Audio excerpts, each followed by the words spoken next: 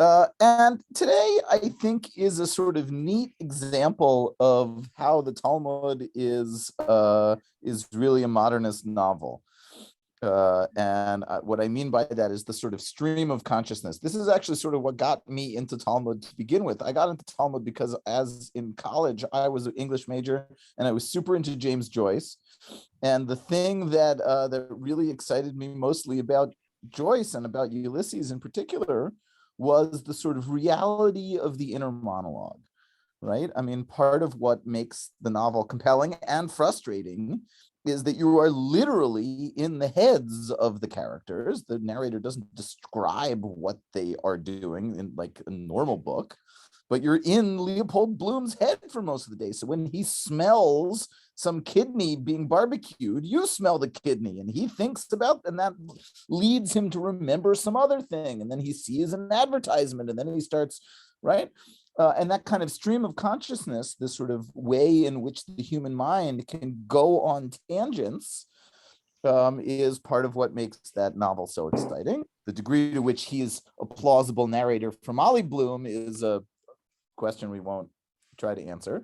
But sometimes, and maybe you'll tell me if I'm stretching this a little bit too far, but sometimes the Talmud, having sort of come up with something, will then cease discussing the point it's discussing and then focus on the tangent that it has identified. So we'll see maybe the best example of this today. So we're going to sort of resume what we were talking about, but just pay attention because we're going to make a left turn. Okay. So, if you recall, part of what we are discussing is how we get to the number of 3 for 3 judge panels, right? And we began with our analysis of this pasuk, v'nikrav bal habayit el Elohim, that the person who had guarded the lost object should go towards the Elohim, which we're reading as Judges. And then ad ha-Elohim yavo devar shnehem, to the judges shall their words both go. And then according to how asher yarshiun Elohim, according to how the judges decide. And you see I've bolded it, judges, ding, ding, ding, 3 judges. Okay. Well, that's well and good. But we saw above that the Talmud then introduces another baraita we have to contend with. Dine mamonot b'shlosha, right? Monetary cases need a 3 judge panel. But Rebbe, that is Rebbe Yehuda Hanasi, Omer b'chamisha, you need 5. Okay, why? Kadeshi Yigmor Hadin b'shlosha. Presumably, we need, according to Rebbe, if there is some kind of dispute amongst the judges, we need the majority to be of 3, so that when we need that Elohim, Elohim, Elohim, at least the Talmud's first stage is to assume, it must be that what Rebbe is talking about is that he must need it. That the Elohim, Elohim, Elohim is not at the beginning of the court case, but at its conclusion. Okay, and we reject this. He can't. That's how we ended last time, by saying he can't be talking about at the end of the court case when they deliver their verdict, because all the other verses we have about constituting courts is about the beginning. For example, Esfali shivim ish, oh, gather for me 70 elders. That's not at the end of the court case. That's at the time when you're constituting the court case. So we can't be talking about at the end. So we need another way of explaining how Rebbe Yehuda Hanasi thinks 5 instead of 3. Okay? And that's exactly where we pick up now. And we say, Ella hainu tama de Rebbe. The following must be how Rabbi Yehuda Hanasi understands the verses at hand to get to 5. Okay. Asher Yarshiun Elohim, in some sense, he starts backwards with the third verse, according to the fact that the judges shall condemn, right? They offer their verdict. And we know how to read this word, Yarshiun. That's a plural form. So it must be that that's two, okay? Trey, two, okay? And then he says, Ne'emar Elohim lamata. We have that final case of the word Elohim. V'ne'emar Elohim lamala. We had that first case of Elohim. Malamata shnaim, in the same way that the second one is two. Aflamala shnaim. So too, the first one is two. Okay. And that gets us to four. So we have he's reading this verse, Asher Yashun as two. And then we have the next set of Elohim as two, and that gets us to four.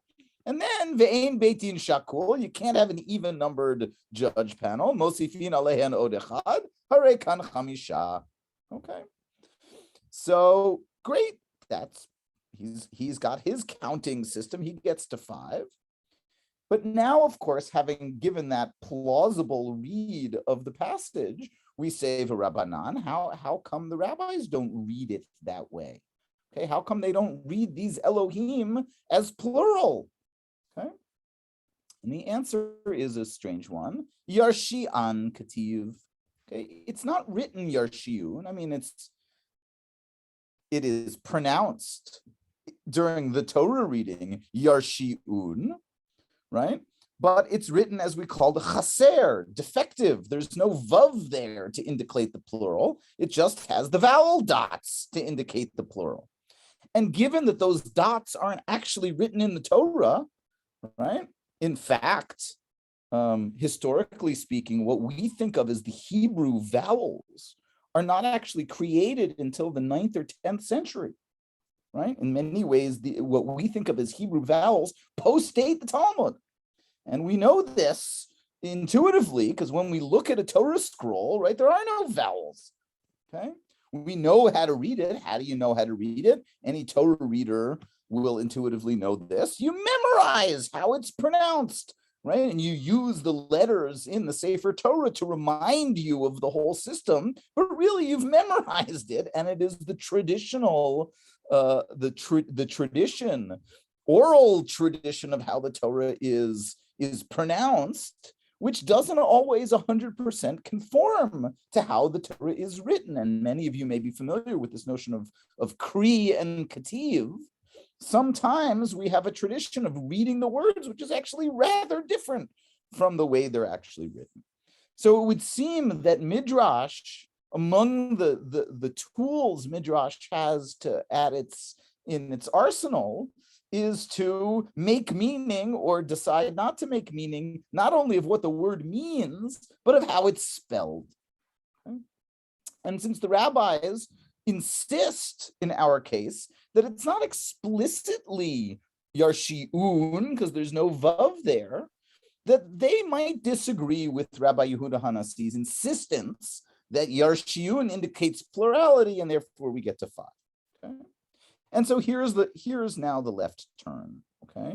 Because what we have essentially done is to say that in this case, about the verses we're using to be the source of the three judge panels, that there's actually this fundamental disagreement into how you read the Torah. Do you read the Torah the way it's written? Or do you read the Torah, or let me say it differently. Do you perform midrash on how the Torah is written or on how it's pronounced? Okay? And this seems to be a broad machloket, okay?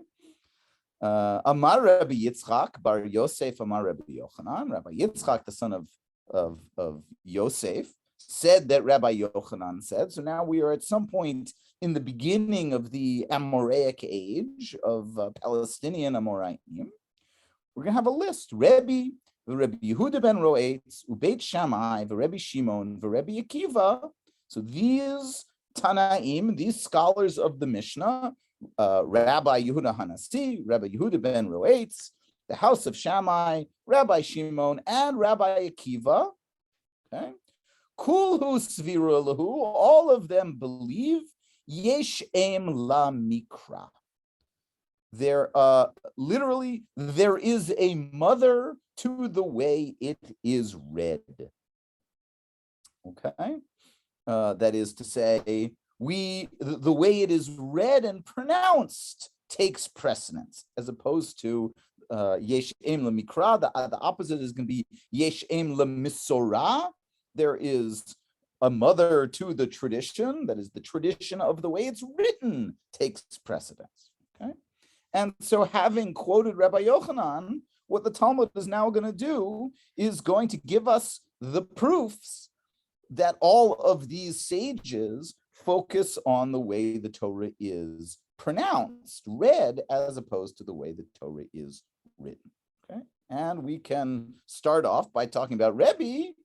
The Talmud here sort of shows that it's written in shorthand. Hada Amran. That's what we just said, right? That was the impetus for this. The Yarshian, Yarshiun, Rabbi Yehuda Hanasi focused on the word Yarshiun to make it plural, even though that vav is lacking. And therefore, that's proof that Rabbi Yehuda Hanasi focuses on the way the Torah is pronounced, is read, not the way it's written. Okay. All right. And now we're going to go down the list. So we have temporarily left behind our discussion of the judges and the panels and how we think about this. And we're engaged in this question of how is it that we, what is the proof for each of these sages that they engage in the biblical analysis this way? Okay. All right. The Rebbe Yehuda ben Roetz, right? Ditanya, as it is written in a Braita. Sha'alu Talmidim at Rebbe Yehuda ben Roetz. The students asked Rabbi Yehuda ben Roetz, Ekra ani shivuayim. I read the word shivuayim, 2 weeks, but notice that it's written only with 1 yud, not with 2 yuds, right? You're all aware of the dual form. It's a lovely thing in Semitic languages that actually things are not simply singular or plural. There are 3 ways that a noun, there are 3 numbers. For those of us used to Romance languages, right? It's either singular or plural. Semitic languages have 3 numbers. It's either 1, 2, or many. We sort of have this in English where we say a pair or a couple or something like that, meaning 2.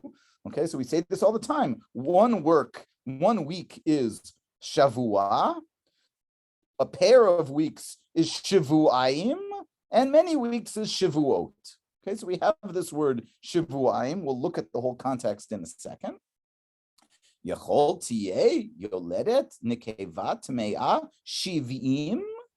How do I know that it's 2 weeks when literally the same consonants could be 70? Okay, so the consonants of the word a pair of weeks and 70, that is 14 and 70, those numbers are written the same way. Okay. And in our context here, I'm just moving this over so I can see it. Actually, I'll just move you over. That's what I should do. Okay, this is in the beginning of Parshat Tazria.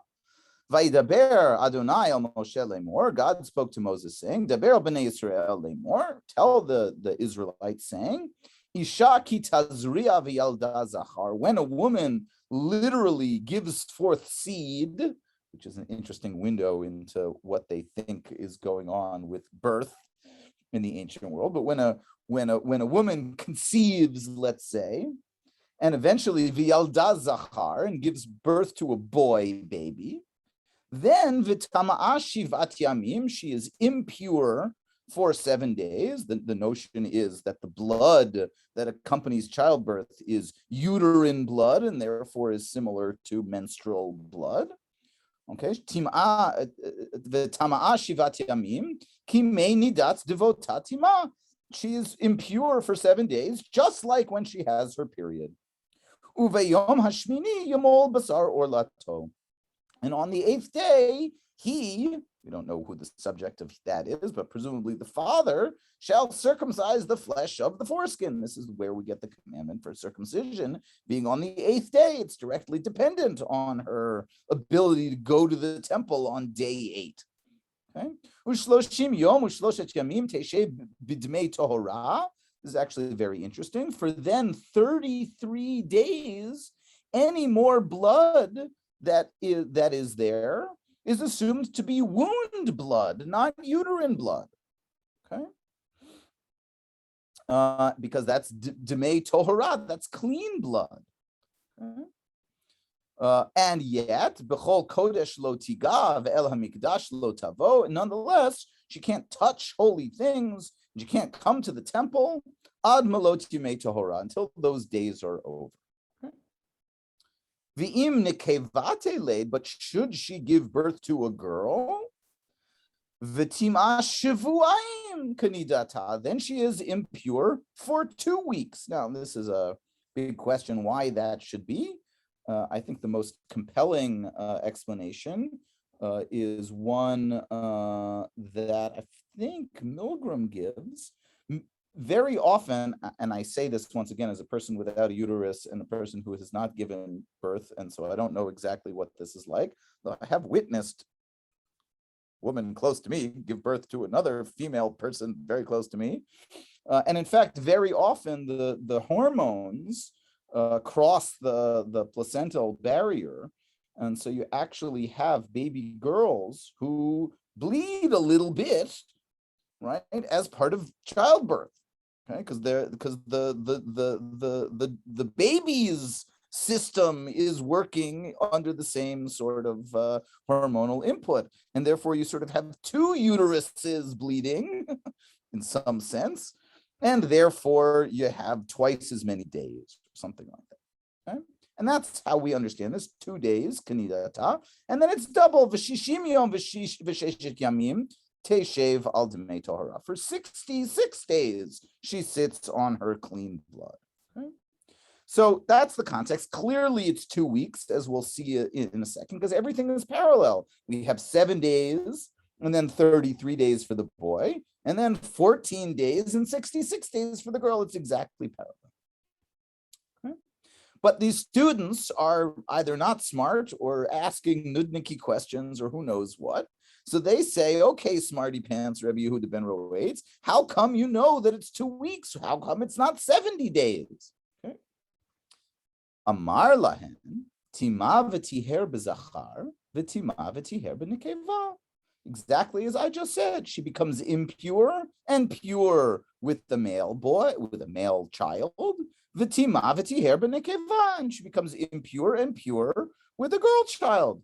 Ma keshetiher bezachar b'nikeva kfalim, in the same way that becoming pure period for the male child, namely 33, is with regard to the girl doubled, namely 66. Af keshetime bezachar b'nikeva kfalim. So too with the impure period, pun not intended, right, with the male child, with the female child is doubled. In other words, if I'm going to go from 33 to 66, it's only logical to go from 7 to 14.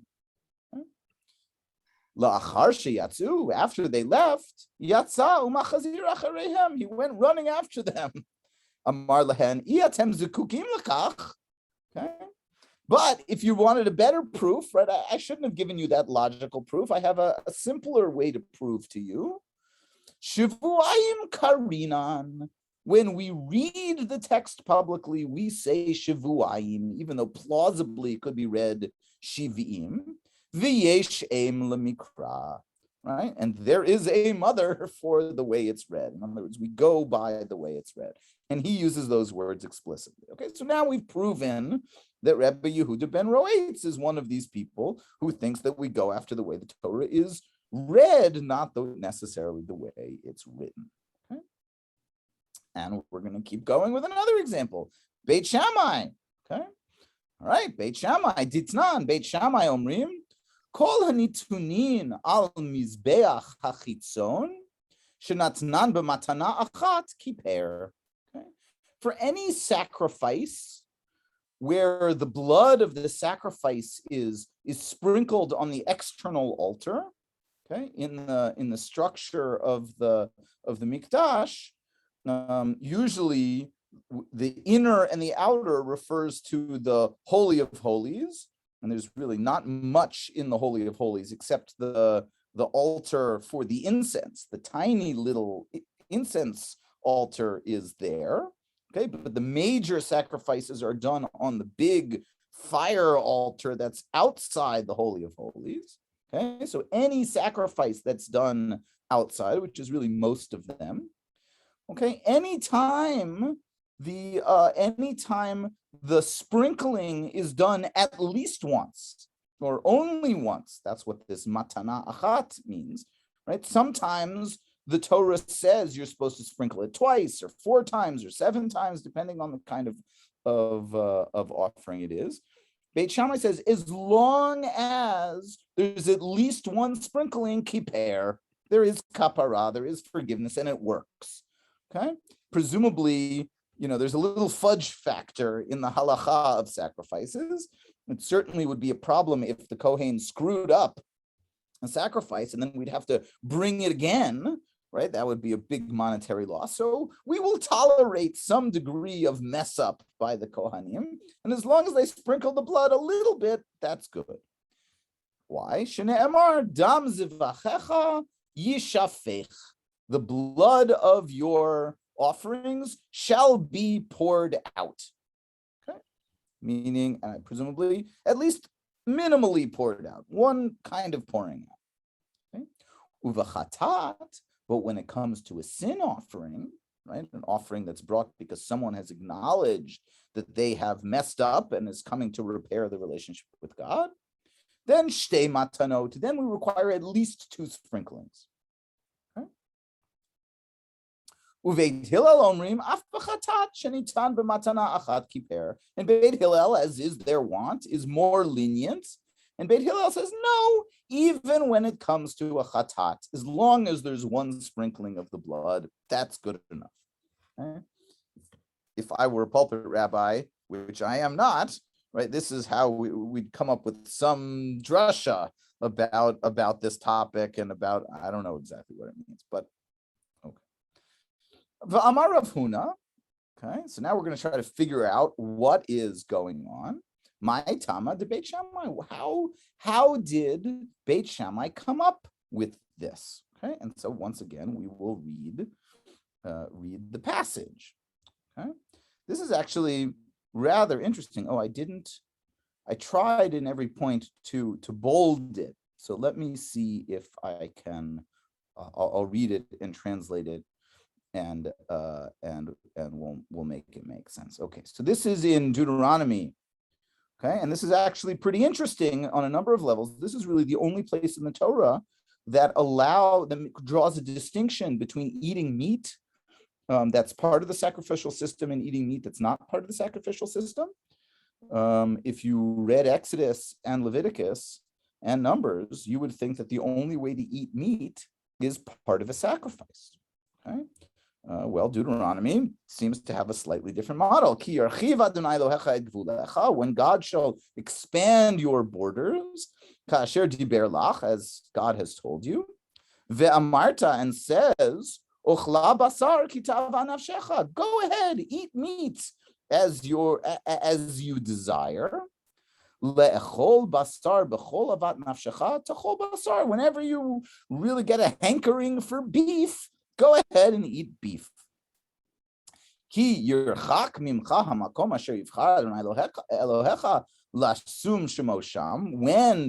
presumably your borders are increased and therefore you could live far away from Yerushalayim. It seems to be a concession to that system. And you slaughter from among your cows and sheep, Asher natan Adonai lecha, which God gives you, kasher tziviticha, as I have commanded you.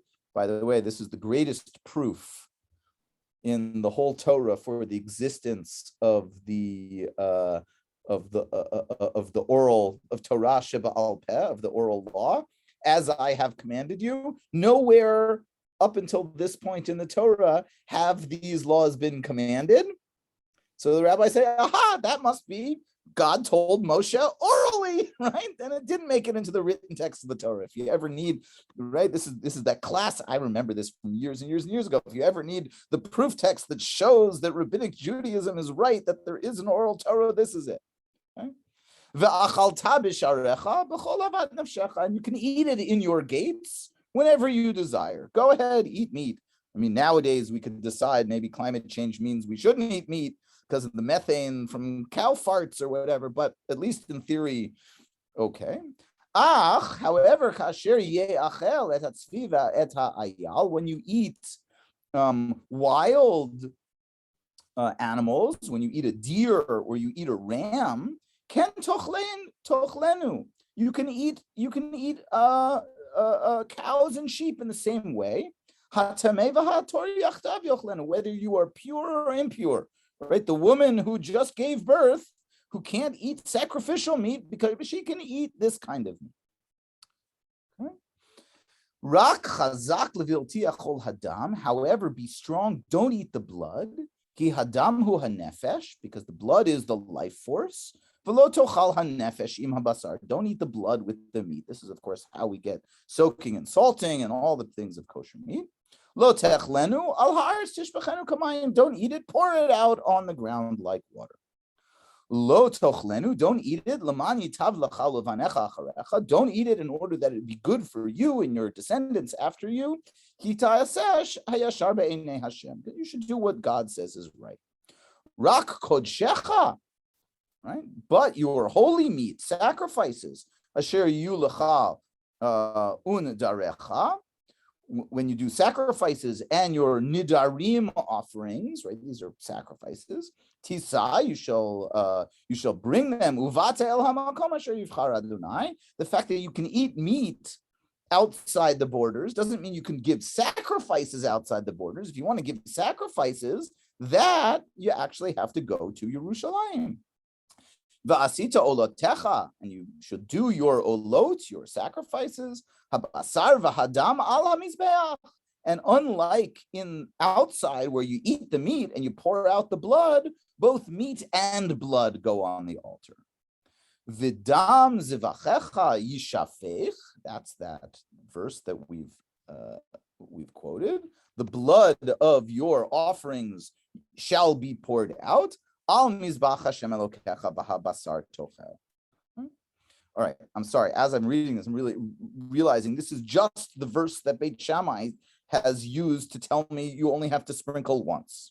Okay, and so in Leviticus 4, right? What we have here is the Kohen takes the blood of the offering, takes the blood of the sin offering. Remember, we're asking now why Beit Shammai thinks that you need to do 2 sprinklings for the chatat, and he does it ad karnot hamizbeach. Okay, and notice, of course, that karnot on literally the horns or the corners is written chaser. Right? You could read this plausibly, not as karnot, the corners plural of, but al karnat mizbeach, the corner singular of. Okay, and it appears 3 times in this verse. V'lakacha kohen midama be'etzbo v'natan ad al, again, karnot hamizbeach, karnat, and then finally v'natan al karnot mizbeach ha'olah. Okay? So Rav Huna says, what is the reason why Beit Shammai requires 2 sprinklings for a chatat? Karnot, hare kan shesh. Okay, so 2, 4, 6, 2 corners adds up to 6. Arba lemitzvah, 4 of those is for the ideal, and in fact, that's what you're supposed to do. Ideally, he's supposed to sprinkle the chatat on 1 of each of the corners of the mizbeach. U'shtayim la'akev, and 2 for the sine qua non, right? So that 4 is the ideal, and 2 is the the sine qua non, the necessary, without which it isn't sufficient. Okay, very strange math, right? This midrash is hard to sync with. Right? It's hard to imagine anyone reading 6 and saying, it says it 6 times because 4 is for the ideal and you need at least 2. Right? That seems a little bit of a strange read. It seems more that having been told that Beit Shammai says you need 4, or ideally you should have 4, but as long as you have 2, it's okay, right? We're reading that into the verse, but we'll give it to Rav Huna, okay? And now we have to understand how Beit Hillel would read it. Beit Hillel omrim, karnot, karnot, karnot, karnat, hare kan arba, right? Shalosh, that is to say, we could read it, we could read 2 of these as karnat hamizbeach, the corner of the altar, okay? And so I get 2, 3, 4. Hare kan arba, that's 4. Shalosh lamitzvah v'achat lakev. You need 3 ideally, and at least 1. Okay. All right. To which the Talmud says, Ve'ema kulhu lamitzvah. Maybe we should read all of them to be the ideal form. And in some ways, that's sort of what I said. That is, the Talmud itself says, come on, Rav Huna, really? You're going to read 6, meaning 4 is the ideal state, but you need at least 2? Why not just say you need 6? And if you didn't do any, it's okay, right? And the answer is kapara bichdei lo eshkachan. Kapara, without any kind of actual action, we don't find. And I actually think here is where the drasha would come in, which is you can't actually be forgiven. God won't forgive you if you do nothing. You have to do something in order to be forgiven. Yeah, Sandy. Okay, I mean, I don't think we have to get stuck on the math, but can you just tell me the 3 being prescribed in the first instance, what that means? Yeah, I think it means under that Hillel. I don't understand. Hillel thinks that ideally the Kohen has to sprinkle it on 3 of the 4 corners of the altar, as opposed to 4, according to Rav Huna. Is there a reason for that that's stated? Okay, got it. Thank you. I mean, I think here that most, once again, that whatever Beit Hillel and Beit Shammai actually were doing does not seem to have been based on a read of the verses, right? It's only in the later period when we're asking, well, why do they think that? We assume, oh, it must be that they read the verses differently, and then we answer this. I mean, I think there's a big question, sort of in Talmud scholarship, about the question of, is there always some sort of moral or consequentialist philosophical difference in these machlokot, right? Does there have to be some difference, either for the experience of the priest or the experience of the offerer or something? Or do sometimes they just argue on the technical grounds for the sake of arguing on the technical grounds? Here, it seems a little bit of a stretch to sort of insert some kind of philosophical difference about what's going on. On the other hand, I'm pretty removed from the reality of sacrifice and what it's like, that I don't really know exactly how it might be different to sprinkle it all around the altar, or what kind of valence those kinds of rituals might have had. You know, if you go to a shul that you're not familiar with and you do the ritual wrong, you get yelled at, right? This is why I hate getting peticha. I have learned in my old age that if I'm a guest at some synagogue I've never been in before, and they say peticha, I always say no, because no matter what you do, you get yelled at. Right? In some shuls, you leave the curtain open. Some shuls, you only open the doors, but not the curtain. Sometimes you close the curtain, but not the door. Sometimes you close the curtain. Now, I don't think it matters, right? But you know how the minhag, right? People are crazy about their customs, right? And if you didn't close the doors when you're supposed to close the doors, everyone would close the doors, right? And all this kind of stuff. So I don't know, right? There may be something there that you could imagine they're really fighting about. Okay, so that's good. we have now proven, 1 second, Aaron, let me just finish the thought, right? We've now proven that Beit Shammai too seems to read the way the Torah is pronounced, karnot, karnot, karnot, as opposed to Beit Hillel, who read the way the Torah is written. Okay, go ahead, Dara.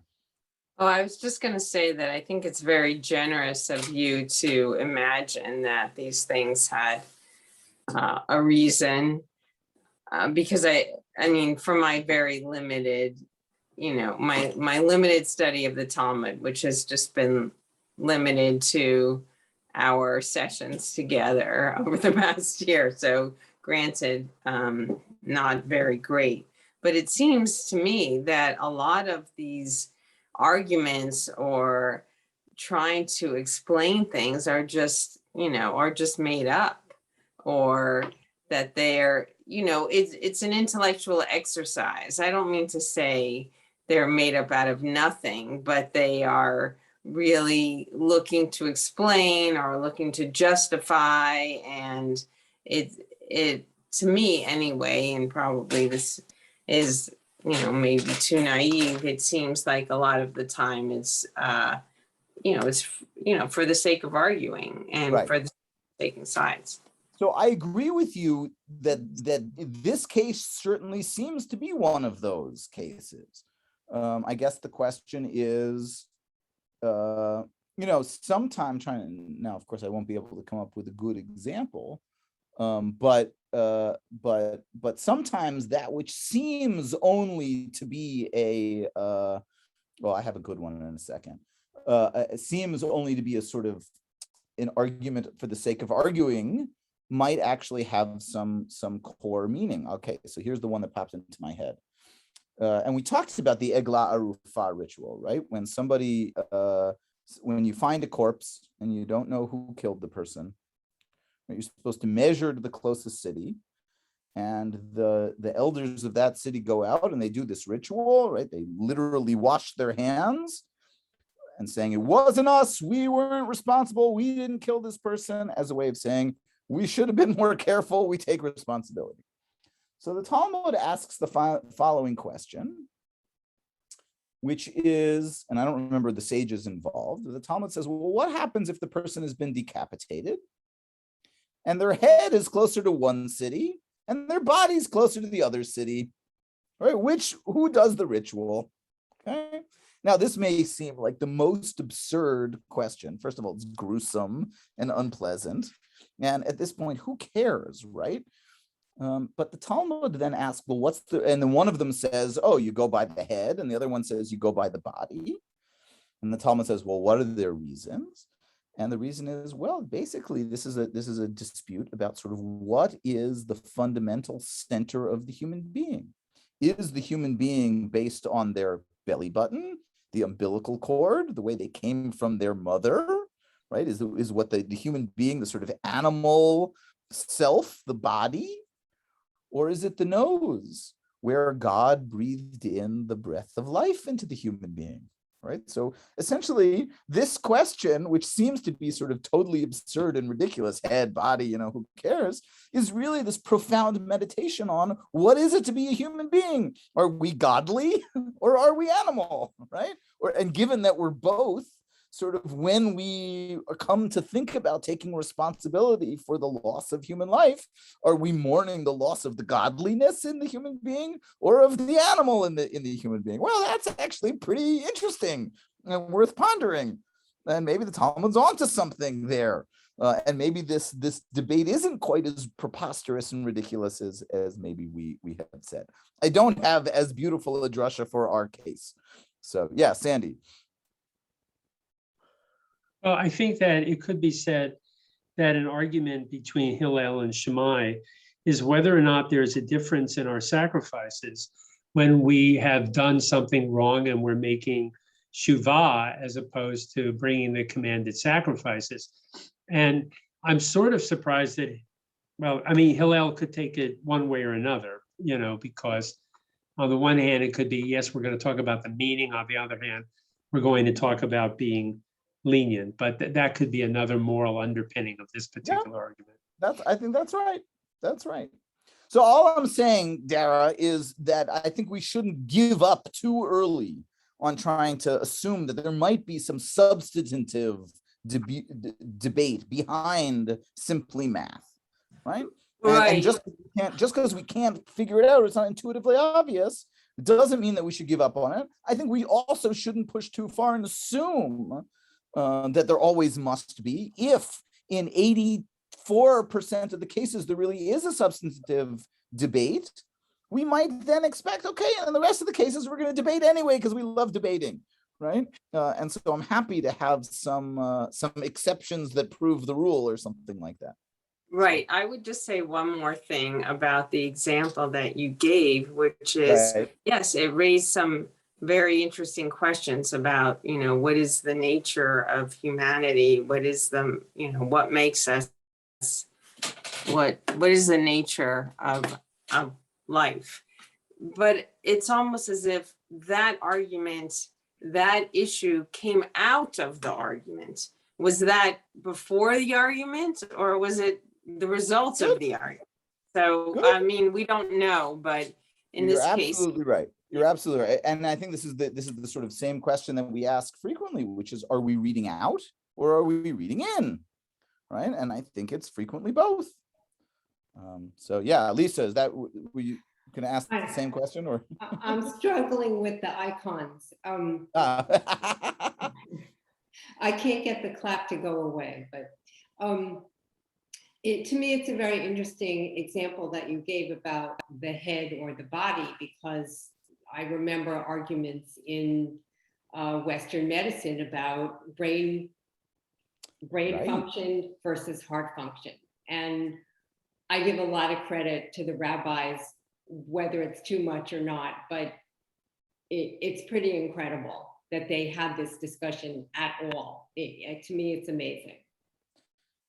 Yeah, by the way, what you bring up is really a very interesting thing in halacha, of course, which is Right. that for so much of human history, heartbeat is the determinant of life. And now we have this notion of brain death. I don't know if we continue to use that terminology. I don't think we do. But we at least have the possibility that we have a person whose heart is beating, and yet they're not really there because their intellectual function is so lacking that they are dead while living. And what do we do in those kinds of cases? I mean, this is among the biggest questions in contemporary medical ethics in terms of halacha. So it's certainly a useful state for harvesting organs and saving other people's lives, right? It's also a real problem if we imagine that someone sort of still, their heart is beating. Can we actually turn off the machines that are keeping them alive? Can we kill people? Is that what we're doing on DNR orders and things like this? I'm an organ donor, right? My driver's license proudly says organ donor, because God forbid something horrible should happen to me and I should be ever be in that state. I do want my organs to go to save other people's lives. And so that's how I come down on it, but it's not totally an easy question. And I think you're right to bring it up. So. But I guess maybe I'm being too cautious. I encourage people to be organ donors. I think that's an easy way to save people's lives. And if God's going to yell at me for saving other people's lives when I, get to Olam Haba, that's a hill I'm willing to fight God on. So bring it on. All right. So, okay. On to Rabbi Shimon. Rabbi Shimon Ditanya. Shtayim kehilchatan ushlishit afilu tefach. 2 all the way, and the 3rd a little bit. Now, what is Rabbi Shimon talking about? He's talking about the walls of a sukkah. Okay, so let's look at the verse about walls of a sukkah. Okay, basukot tishvu shivat yamim. Dwell in a sukkah for 7 days. Kol ha'ezrach b'Yisrael yeshvu basukot. All citizens of Israel shall dwell in sukkahs. Leman yedu dorotechem, in order that future generations should know, kiba sukkot hoshavti et bnei Israel, because I, God, made the Israelites dwell in sukkahs. Bahotzi otam eretz Mitzrayim, when I, God, took them out of the land of Egypt. Ani Hashem Elokechem. Vaydeber Moshe modei Adonai bnei Israel. And we note that these sukkot are written chaser, and the third Sukkot is written Malay with the Vav. Okay, so we will see how Rabbi Shimon deals with this. Okay, Rabbi Shimon Omer, right? Oh, sorry, Rabbi Shimon Omer, Shalosh kihil chatan, v'revi'it afilu tefach. So Rabbi Shimon thinks. Sorry, I didn't really say it out loud. Okay, so the sages think that you need, in order for a sukkah to be kosher, you need two real walls, and a little bit. Okay, 2 and a little bit, and that's enough. Okay, as long as the schach covers, and that is the halacha to this very day. But Rabbi Shimon thinks it's 1, 2, 3, and a little bit. B'ma'ikami palge. What are they arguing about? Says the Talmud. Rabbanan sabra yesh em l'masoret. The rabbis think that we should interpret the Torah the way it's pronounced. The Rabbi Shimon savar yesh em l'mikra. And Rabbi Shimon thinks, as we know from this list, that there is priority given to the way the Torah is read, is pronounced. Okay, we'll say it out loud. Rabbanan savrei yesh em l'masoret. That the rabbis think we think about it. We go by the way it's written. Basukat, basukot, harekan arba. Okay, so we have 1, 2 plus 2 is 4. Okay, dal chad kra legufe. Subtract 1 for its essential notion. In other words, we need to get the notion of a sukkah somewhere, right? We can't just start counting walls. There needs to at least be some shot there. So we're going to subtract 1, because one of those sukkahs has to just mean dwell in a sukkah without being the indication of how many walls that sukkah means. Okay? And then atai hilchata garata lishlishit. And then we have this sort of basic principle that whatever the last one doesn't have to be full, but could just be a little part of it. And therefore, v'ukimta atefach, and then we diminish it to a handbreadth.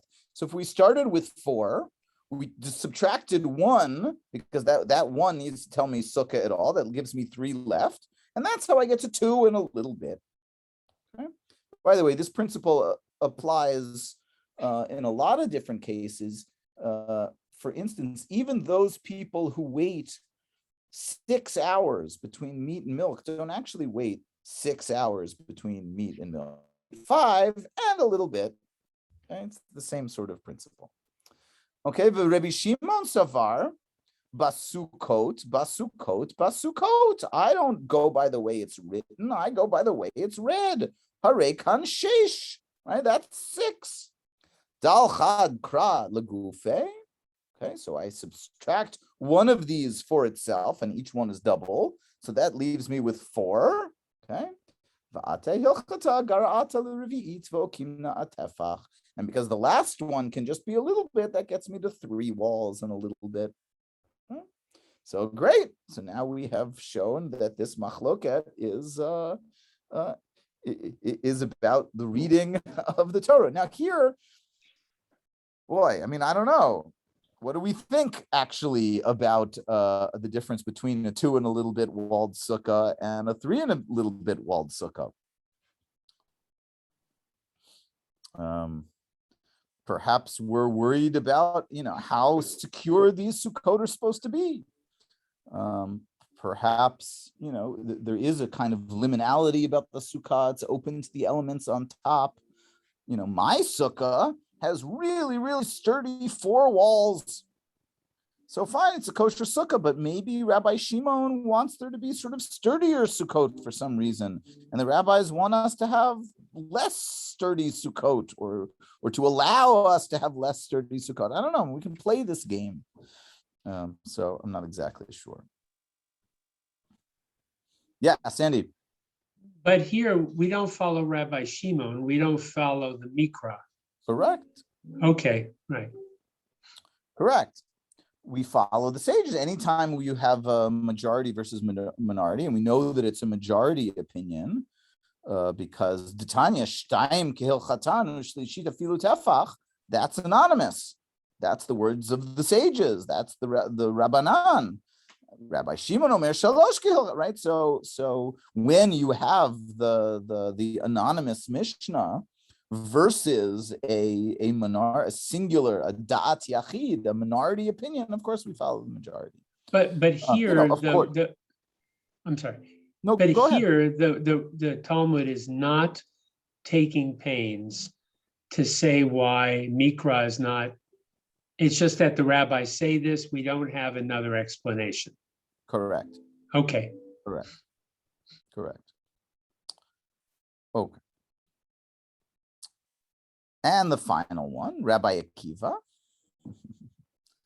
Okay, and this is rather gruesome. Classic Rabbi Akiva. Rabbi Akiva Omer minayin l'revi'it dam sheyatzah mishnei meitim shemetameh ba'ohel. Okay, how do I know that if a quarter log of blood, which is for liquids of the Torah, and here now it's so nice that we've studied so much Talmud together because I can refer to other things that we've done, right? The rabbis are always interested in shiurim, right? Minimal amounts of things.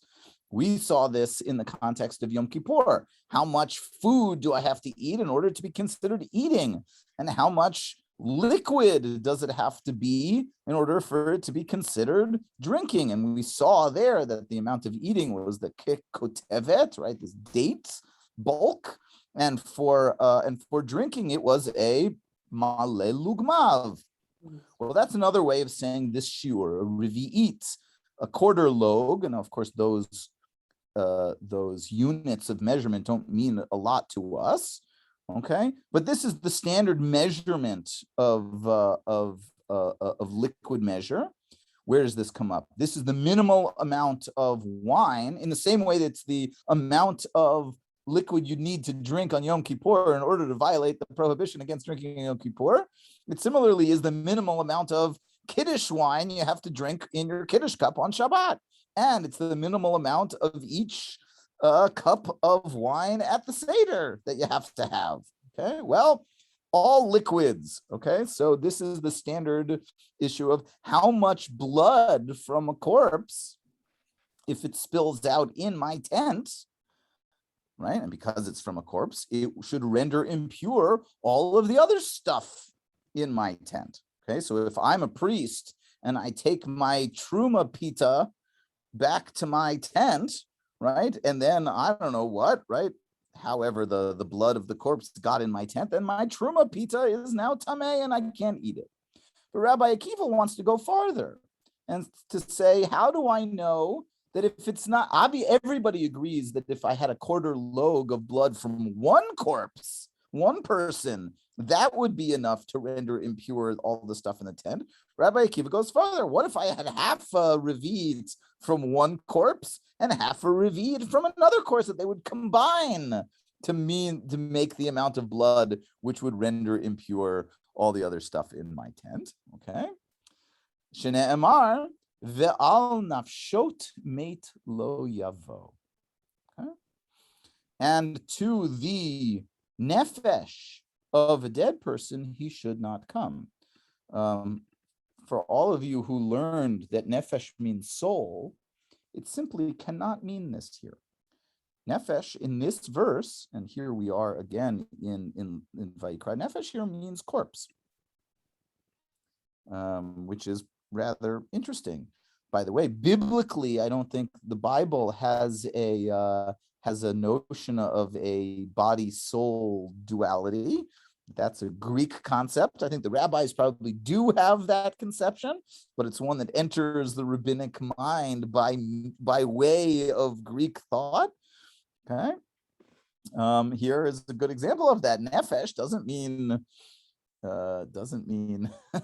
soul. It means body. It means, okay. So what we're talking about here is the rules of the Kohen. Yes, Andy, go ahead.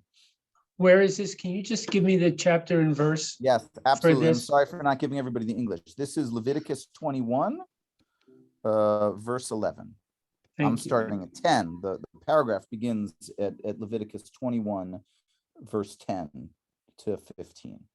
Okay?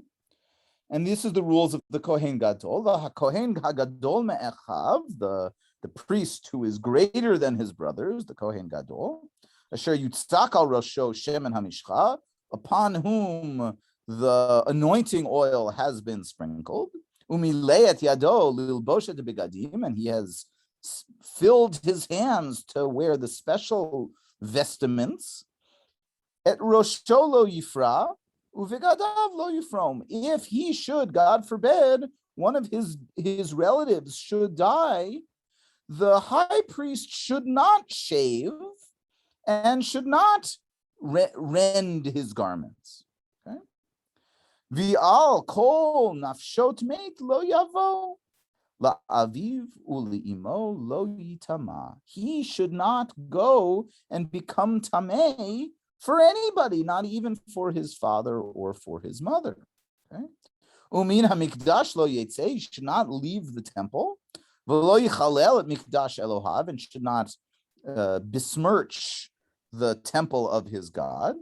Ki nezer shemen mishchat Elohav alav ani Hashem, because anointing him with the sacred oil means that he's the one who's in charge of the mikdash, and if he should cease in being in charge of the mikdash, that would be a problem. So this sentence, V'al nafsh kol nafshot meit lo yavo, to the bodies of any dead person he should not come. This is going to be the fragment of the verse we're going to think about for Rabbi Akiva. Okay, so he reads it as nafshot, just as we read it. Okay, shtei nefashot v'shiur echad. Okay, nafshot in the plural means two nefeshes, two bodies, could produce enough uncleanliness to render a single person unclean. How would that be according to Rabbi Akiva? If two cadavers gave each a little bit of blood. Okay. The Rabbanan and the rabbis, how do they get around this? They say nafshat kativ. Right? They don't read it as plural. They don't use as a midrash the notion of the way the Torah is pronounced, rather the way the Torah is written. Okay, so now we've proven this list of Rabbi Yochanan that all of these stages are the ones who go by the way the Torah is pronounced as the way the Torah is written. And next week we're actually going to challenge this notion. Having asserted that this is really what these disputes are all about, we're going to try to reread them to see if maybe in each way, in each machloket, maybe really isn't about this principle of how you read the Torah, but there might be some local reason why they have to read it one way or as opposed to another. So thank you for coming with me on this strange, weird left turn in the Talmud, but this is the way it works. And as usual, I feel like we learn lots of other things along the way. And this is in part of how the Talmud could sort of assume that you've read it all before you've read any of it, because we are expected to be able to sort of fly through various biblical situations. And so now every time you encounter this notion of yesh em lemikra or yesh em lemasoret, you'll have a sense of what's going on. Any questions before we call it an evening? Yeah, Lisa. So em lemasoret, that also could mean the mother of tradition. Correct. Meaning in this case, tradition means the tradition of writing it, as opposed to mikra, the way that we pronounce it. I agree with you that it's very confusing, because mikra can also mean the Torah, which might mean the way it's written, and Masorah is the tradition of how it's pronounced. But in this case, it's really the other way around. So we're taught that this is the oral Torah. It was oral first. before it was written? No, I don't think so. I mean, we're talking about Torah shebichtav, but I think you're right to introduce that notion here, which is, as the Talmud say, haba hatalia. These two things are interdependent. There is no notion of the written Torah without a oral tradition of reading it, right? And there is no oral Torah without a written Torah to sort of serve as the foundation for it. And I think these notions are really deeply connected. Historically speaking, it is possible that aspects, that pieces of the Torah were first orally transmitted. Certainly, the written text of the Torah preserves, some really, really ancient things which likely were given in oral form. But I think most people think that the Torah is a pretty highly stylized literary document conceived of to be written.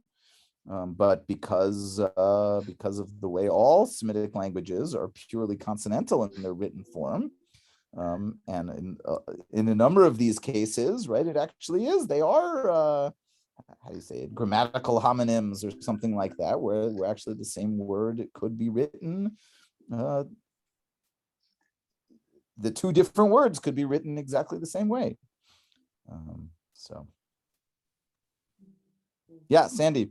Last thing is just, I think this whole discussion is undercutting the notion that there is a document called the Torah.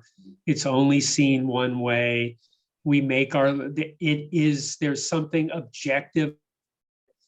It really does put everything into interpretation, and we're finding that it's interpreted in multiple ways, and that's okay with Judaism. Yes, I could not agree more. And even right, we say, well, we all agree what the Torah says. Well, we all agree that we follow what the Torah says, but we really, really disagree as to what the Torah says, even how to, on the most basic level, how to read it, and what tools to bring to interpreting it. Sort of when I'm saying I'm interpreting the Torah, what does that even mean? I think you're absolutely right. We are not on firm ground ever in this world, and I think that's good, right? That really is the world we live in. We're never on firm ground. We're doing the best we can, and we don't always agree on by what method to get ourselves out of the morass. Yeah, Dara. I would just say, and moreover, there are many different ways to read the Torah, and the Talmud will give you a reason for each of those different. Right. And this is always worth repeating, is that our job as students is to make sense of both sides of every debate, right? Even when they're both ridiculous, right? We're training our minds to insist that these people made some sense, and that if we try to wrap our heads around it hard enough, we can at least appreciate their internal consistency. Even as much as when it comes to practicality, we may prefer this side or that side, and that's fine. But we're not willing to say that Beit Shammai is stupid, because Beit Shammai is not stupid. They might be wrong, but they're not stupid. So, okay. And on that note, Shabbat Shalom, and Shabbat Shalom. Shabbat Shalom. Thank you. Thank you so much. Thank you. Bye, everyone.